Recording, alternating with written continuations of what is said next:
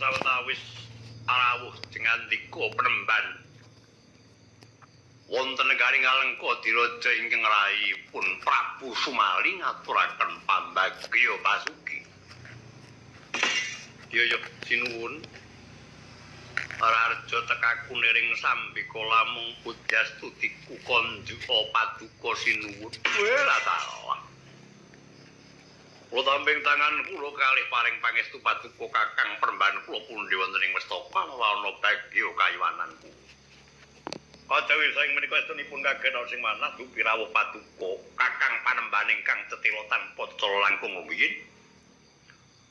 Menapa to menggah tarunanipun syukur namung atetinjo nglangke wedine wonten wikatos tumunten kadhawuhna nedya kula pidhangetaken.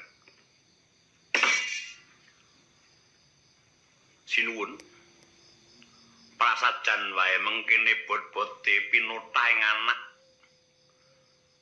dinangisan dening ponakamu yaiku anakku Sidana Pati kang wis jumeneng Narendra ana negara Lukapala.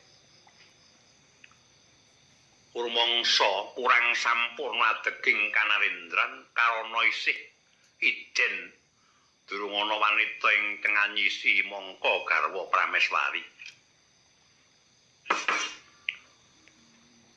Sumeparing pawartos ing Alengka diraja wis malimbar tekan negara Lukapala yen to anakmu Nini Dewi Sukesi dijumenengake sayembara prang bebantene si Jambu Mangli. Kang mangkono tak rasa kurang prayoga pun Kakang enget lamun kalawan ingkang sinuwun wiwit padha mudha tumaruna tanate ginggang sarambut nadyan munggahi gunung.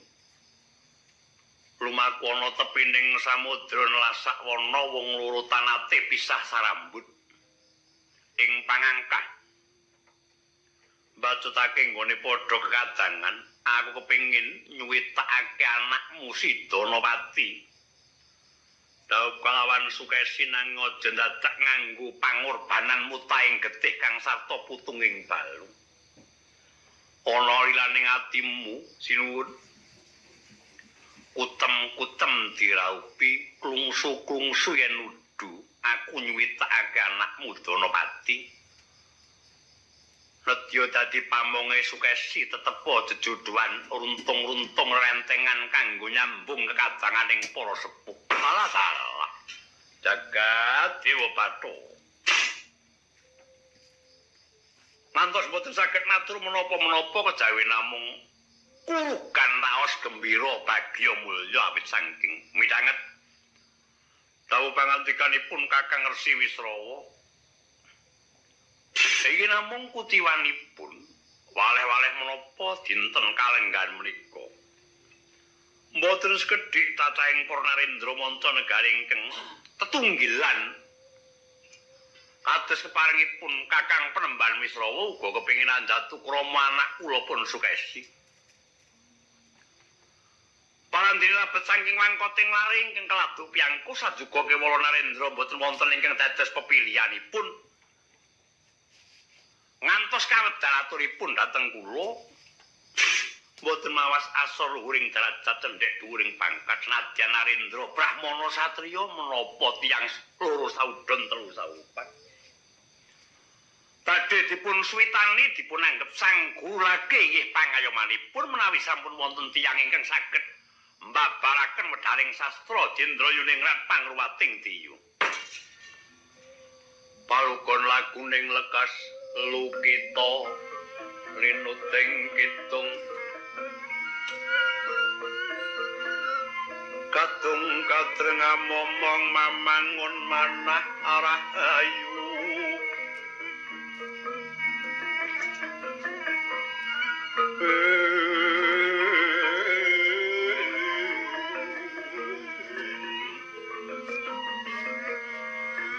Ayana kang tanagolong gumulung manadukara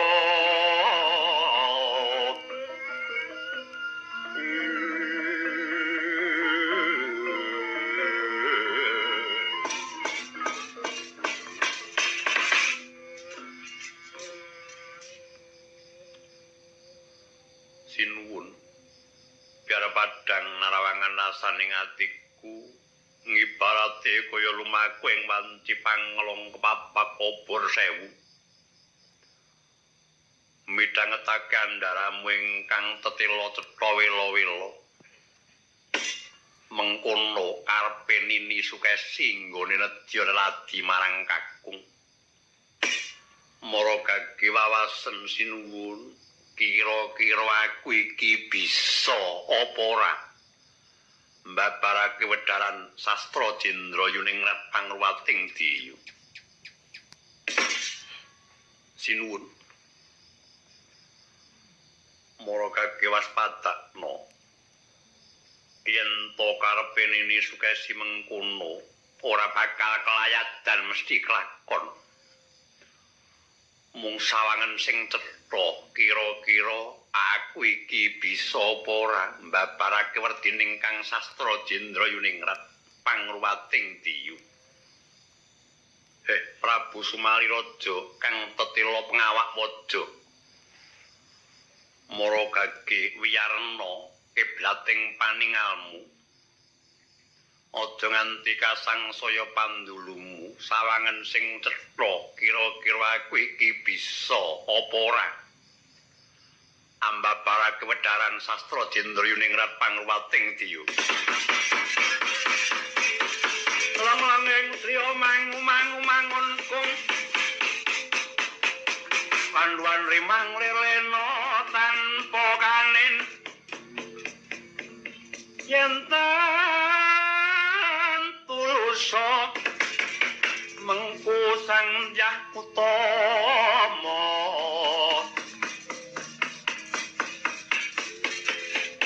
sang nata muda sing repo auto Prabu Sumaliraja gedhep tesmak denya mas paosaken dhateng lekering wadananipun Begawan Wisrawa kadulu mawa cahya sumunar kaya sang wangulanange jwantah sinaring netra wis kadulu kaya gambaraning sastra cetha dangu-dangu karaos rabeting manah Prabu Sumalya mung sang Wisrawa ingkang bangkit mbabarake Kang Sastra Jendra Yuningrat Pangruwating Diyu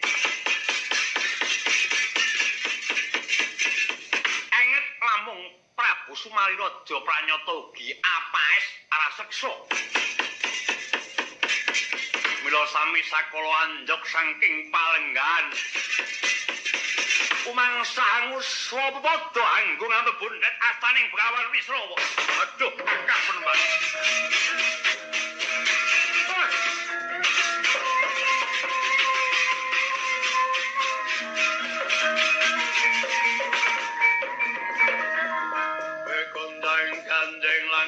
klap-klap Pangler kintang alis risang maweh gandrung Penemban ingin namung paduka dewa sesembahan kula penemban ingin namung paduka ingkang asta miwah ingkang menang nyepeng kekuncining sastra Jendra Yuningrat Pangruwating Diyu katitik saking lekering wadana dupi kenging sinaring Sang Hyang Satmata kadulu wonten sastra cetha ingkang mungging palarapan babar pisan kula nyuwun dipun ruwat Mbak Penginajan kados menapa samukawis ingkang gumelar menika tartamtu badhe narik kawigatosaning batos upami kula ngaku suci upami kula ngaken jujur nanging menawi dipun titik saking pepaes ingkang angudrati gesang kula menika sadhengah boten saged pitados dhateng kasukcen tuwin kajujuran kula babar pisan ning paduka ingkang menang nyepeng kekuncining sastra Jendra Yuningrat Pangruwating Diyu penemban kula dipun ruwata Swados sirna sipat alaseksa ingkang kadareping kula penemban ya Prabu Sumaliraja jroning jenenging Sunedya miwiti ngruwat nggon mapaes rasaksa pamintaku sira kudu tansah eling marang Panembah Jati.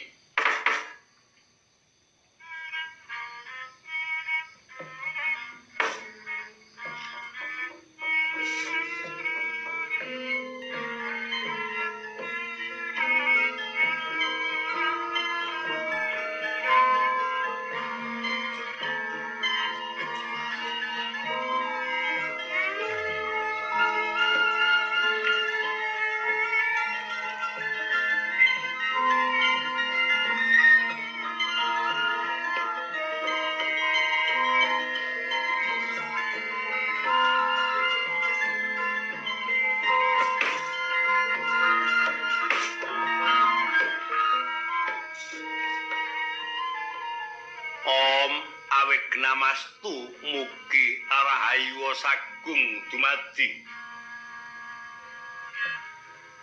Om Awignamastu mugi rahayu sagung dumadi.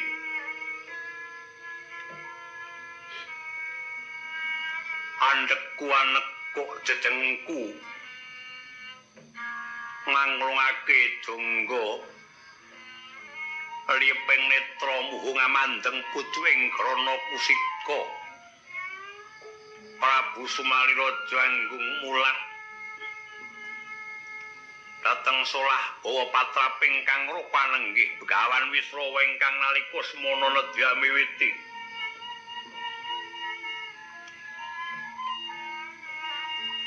Ambaparake werdining kang sastra Jendrayuningrat pangruwating diyu. Mapan kapara nyata nalika semana Prabu Sumaliraja mangsangangah-angah ngakahi jagat. Ora mukal kasurung dening pepaes Alaseksa ingkang sumandang dadi kodrate. Mila dikataku trengginas trampil Begawan Wisrawa nyawisake samapta sesaji. Sawiji tanana ketitir tumulya miwiti matrapake wedharan ingkang sastra Jendrayuningrat. Wedhar ingkang sastra Jendrayekti Ayuningrat pangruwating yaksa. Sarana kang pangruwati sangya kang sipat diyu. Prapting watak pindhara seksi. Hambek angkara murka tandala ing kalbu. Hambek siya sirna rasa kamanungsan durgama ingkang sinanding. Semongah sesungaran. Tos angangkah-angakahi bumi murih punjul mandiri priyangga mereka tekan sak sediane nanging ngiwaken sujud manembah Hyang Murbeng Gaib belis lanat maksiat iku dewanipun taniling lamun Triloka dumadi nawit parmaning Hyang Widi cinipta ing kawasa.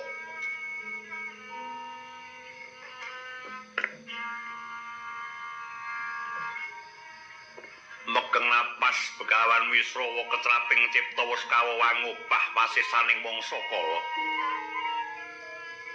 Kantenging pangesti mantenging sedya tinanggapan dening jagat saisine. Sami sakala sakedheping netra wis bisa ngungak jroning guwa garba ingkang kasandang dening Prabu Sumaliraja. Awit saking kagentam dening dayaning sastra Jendrayuningrat. Sirna sipating rasasa ingkang pateng budine Prabu Sumaliraja wenteh dadi manungsa limrah. Tanpa beda kaya pangejawantaing Sang Hyang Brahma kagiat kang samya tumingal. Yayi. Muragake sawangen wiwit sangka jaja tekan nampianmu ana wujud apa? Aduh Kakang Rembang.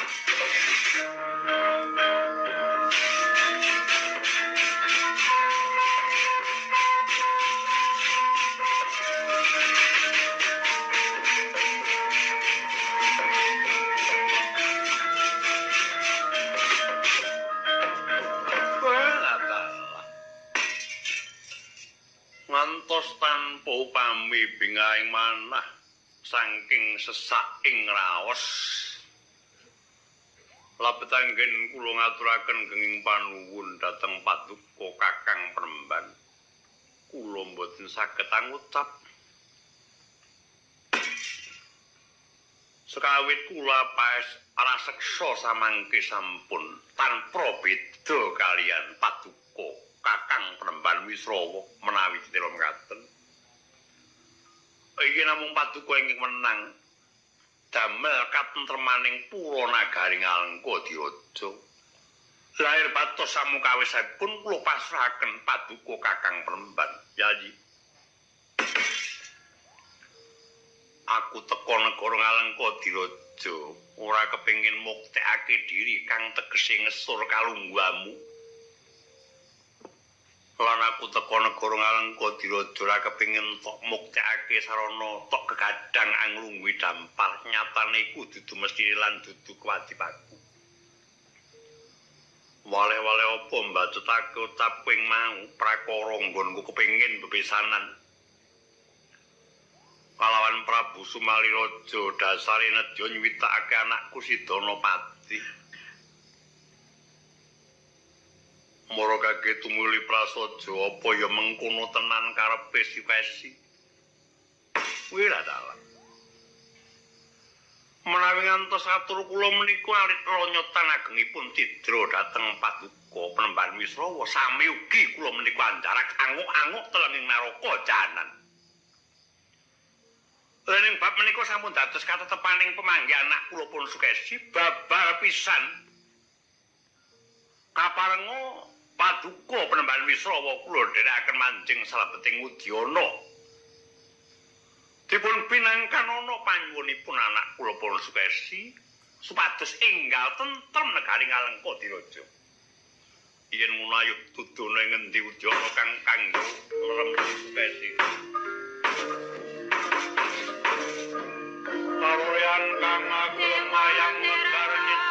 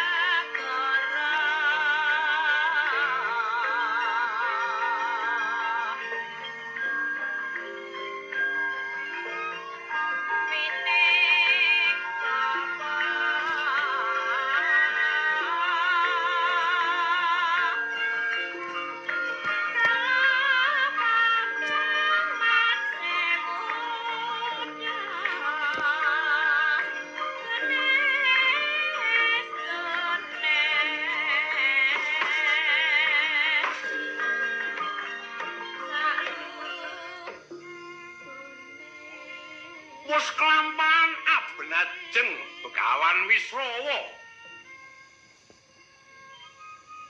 Tuwin sekaring datur Alengkadiraja Dewi Sukesi.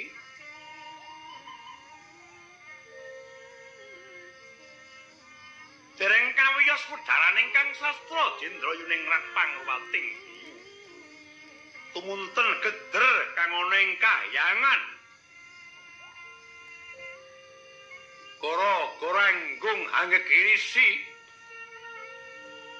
umotirtaning samudra lebu letuk angebek ampa-ampa nglimputi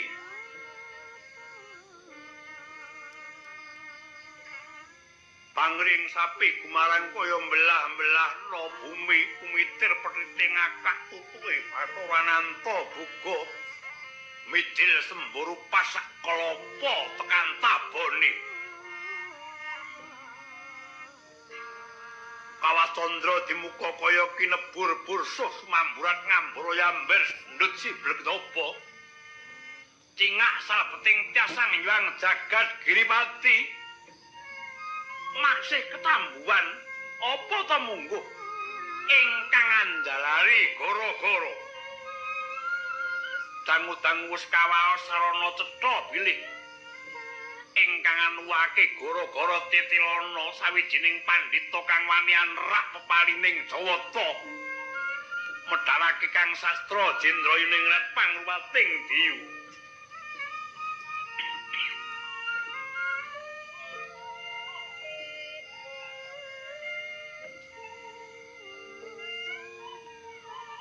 Kemrengsenging penggalih Sang Hyang Jagat Giripati boten kenging sinayutan sakola nimbaling keng garwaning nggih Bathari Uma wusnya tundhuing pemanggih kekalih Sang Hyang Jagat Giripati nedya ngejawantah sarimbit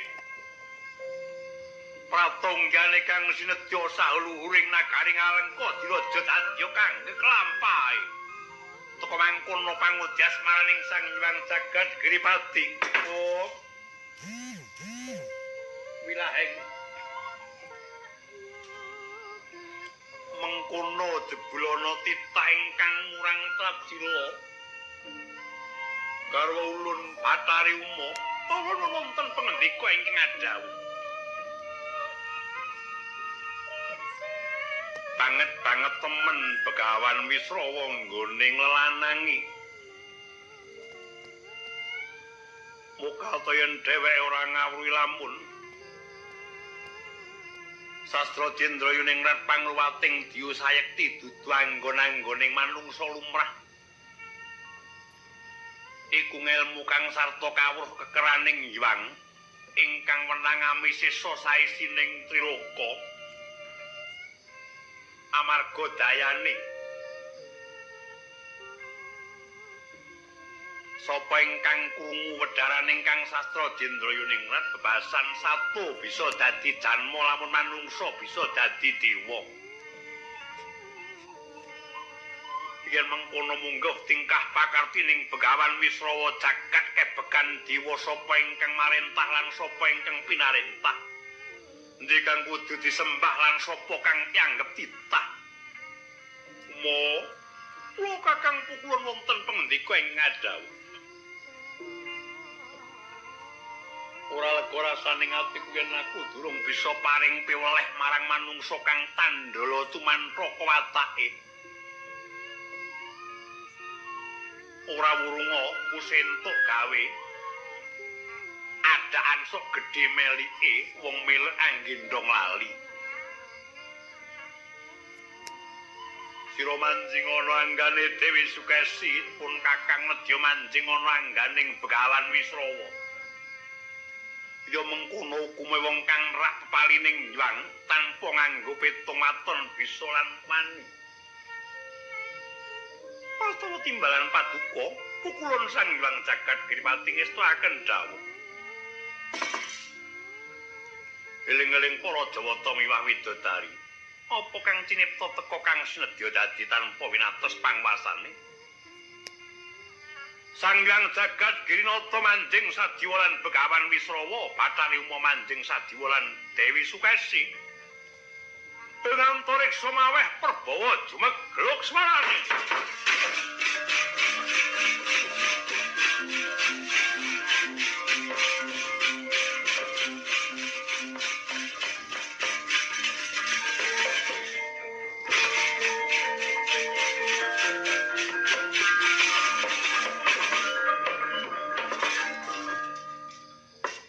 Ngaturaken pangabekti paduka sinten kisana ketemben kula sumerep kok sampun tuwuh raos tresna. Nini aku iki bakal mara tuamu. Kawrono aku iki pandhita sangka ing Pertapan Amulayasa. Kadang sumitraning Kang Rama wiwit padha isih Jaka tumaruna mungguh parapku Begawan Wisrawa. Dene aku teka mrene bot-bote pinutah dening anakku ingkang wis madeg Narendra ing Lokapala aran Sidanapati. Gelem sinisian manudya kang mangka garwa Prameswari nanging ora genep loro ingkang kapilih kejaba mung sira Nini Sukesi. Mula mulung ora samu kang sartana lilaning atimu. Ayo tak kantinggal leladi kakung anakku Sidanapati tetep pangayomi jroning sira dumading Madyapada. Nggih.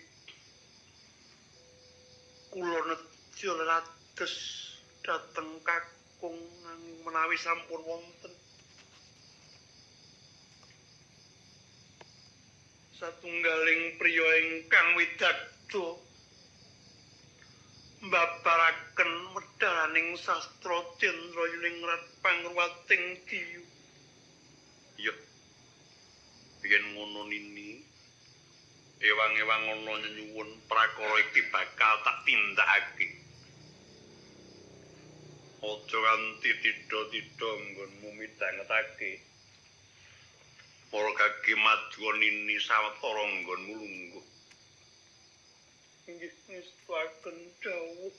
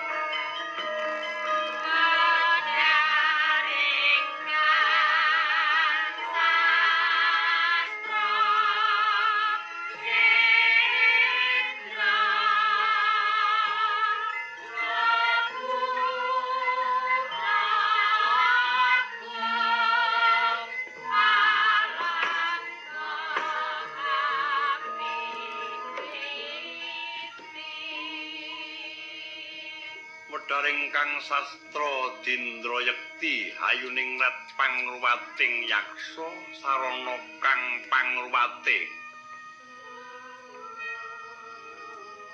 Sanggya kang sipatiyu prapteng watak pindhara seksi hambek angkara murka tandala ing kalbu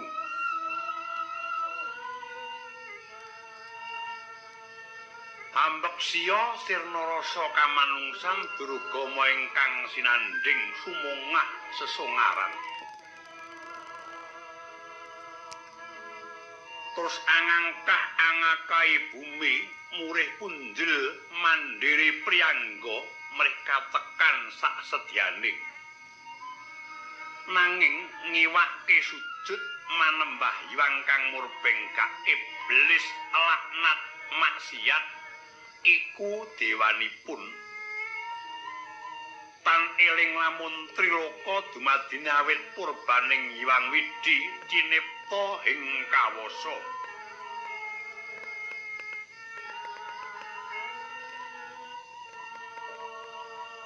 tebih wulan tan mrohing palupi hadikang adigung hadiguna tan ngawruhi sejatine Sangya titah satuhu tinitahken dening Dewadi sapisan muring tata titi kalihipun titis nenggih kaping 3 kapatatak 5 tutuk mangka kunti gayuane ngagesang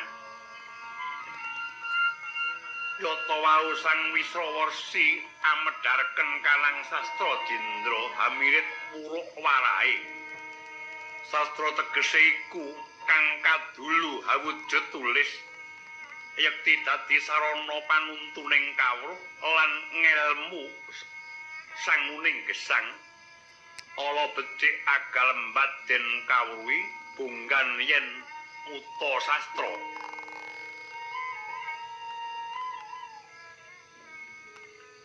sastra cetha iku murakabi tatan kewan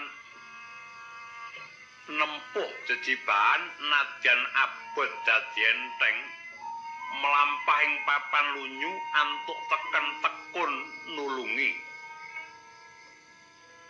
lamun petenging marga antuk obor sewu mungsu asih dadi sanak kadang saya supeketing kapti wangsane ingayoman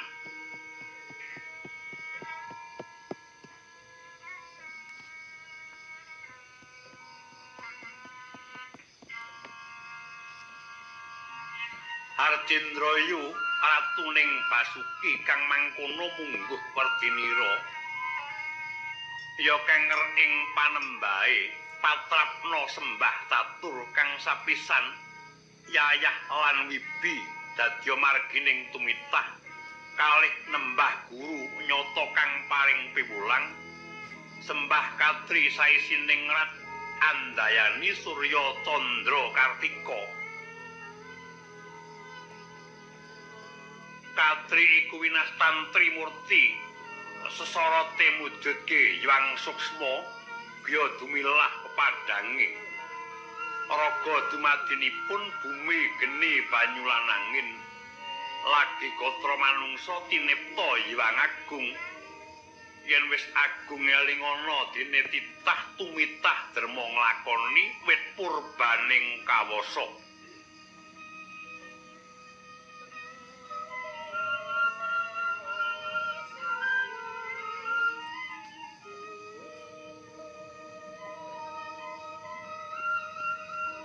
ningrat iku papaning jero urip kudu bisa wuring tata cara tandang tanduk sak solahe aja ndheder bendu lumaku dalan kang gasik durgama sing kirana tingkah sarta laku dadya tepa tuladha ing sadhengah wekasan manggih Basuki yaiku sucining gesang sembah tatur konjo ing Hyang Widi kang sayekti anggelar jagat raya sangkep sak isen-isene dene pangruwadiyu angilangken tandala julik amunah satru murka kang agung gumulung anggelenge ngangganira sirna larut kirut kendhih tias Basuki sesuka sukeng driya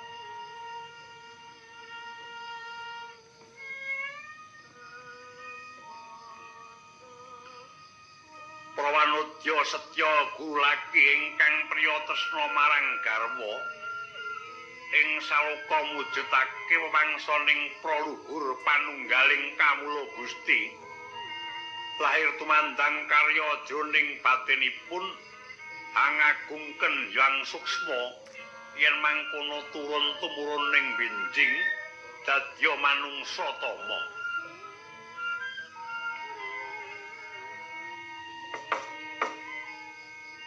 Ucap kacarita nalika semana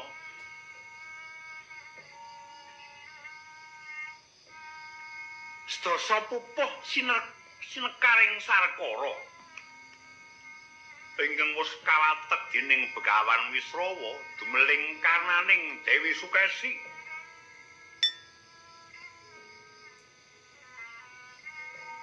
Anuhane ucape sekawit sapa ta ingkang widagda hamba parake wedharaning sastra Jendrayuningrat sayekting kuning ingkang kaanggep sang guru lagi.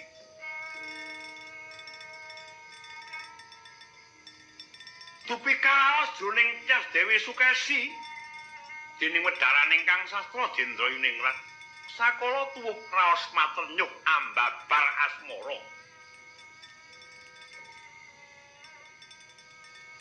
Peteng pandulune jroning peteng kang namung lali.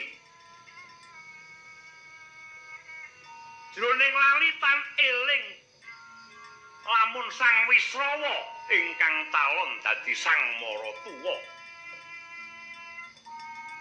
Kadulu dening netraning Dewi Sukesi ketingal kaya pangejawantaing Sang Hyang Kamajaya.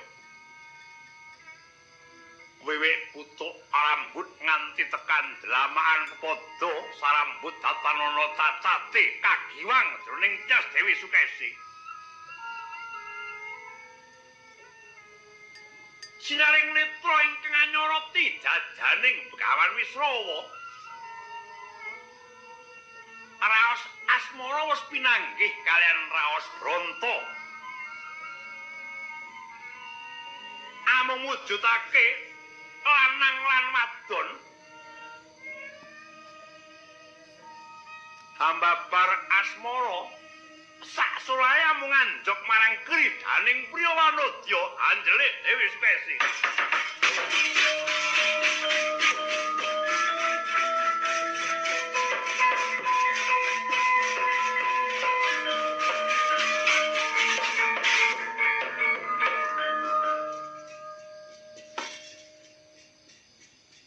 Ayo Nini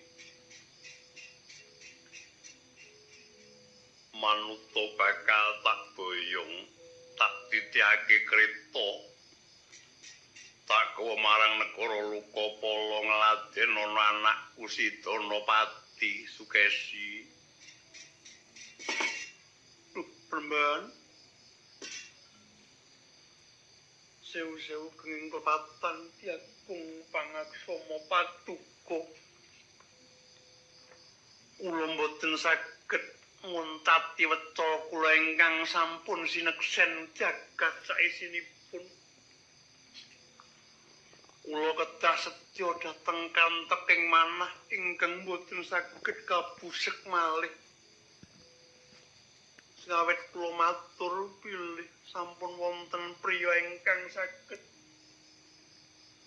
mbabaraken sastra Jendrayuningrat inggih menika kulaki kula. Mila kula luwung mapa menawi badhe kadhawuhaken kaliyan ingkang putra Prabu Danapati. Lumaing bumi kurping akasa mboten jangkep kalih priya ingkang kedah nuswitane kejamu namung Paduka Penemban. Jagat Dewa Bathara ya jagat Pangestungkara. Mengkene cobaning lelakon Sukesi sira kudu eling yen tanggonku mbabarake sastra Jendrayuningrat pangwating diwi iki mau amung derma dadi dutaning anakku Sidanapati nggone keyungyun kepengin dhaup lan sira Nini. Tinemune sira jebul mingerke blating katresnan. Mopo lamun tak dhawuhake kalawan anakku si Danapati kaplalah wis wita marang aku. Sabab nggonmu pinter memanu ora nganti rubuh betenging katresnanku. Oh, Sukesi. Upamane ora tak langgati priye karepmu. Menawi ngantos paduka silak ing bab menika kapareng ngonekseni kula badhe tata glondong badhe pecah sampun ngantos gedang menangken kula tumingal soroting Bagaskara Prambanan. Kowe kuwi muridku. Yen to wis ana sawijining sang guru nadi ingkang paring piwulang marang muridé wekasane kleru ideping tekad bakal bebendu apa ingkang padha sinandang mengko bakale Sukesi. Sido lali. Ban